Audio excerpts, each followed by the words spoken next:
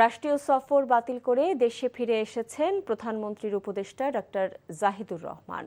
ভারত সফরের অংশ হিসেবে দিল্লিতে আয়োজিত একটি গুরুত্বপূর্ণ আন্তর্জাতিক সম্মেলনে যোগ দেওয়ার কথা থাকলেও শেষ মুহূর্তে সফর বাতিল করে ঢাকায় ফিরেছেন তিনি।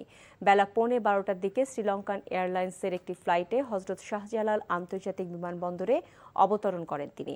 রোববার সন্ধ্যায় দিল্লি বিমানবন্দরে পৌঁছানোর পর ডক্টর জাহিদুর রহমানকে ইমিগ্রেশন প্রক্রিয়ায় দীর্ঘ সময় অপেক্ষায় রাখা হয়।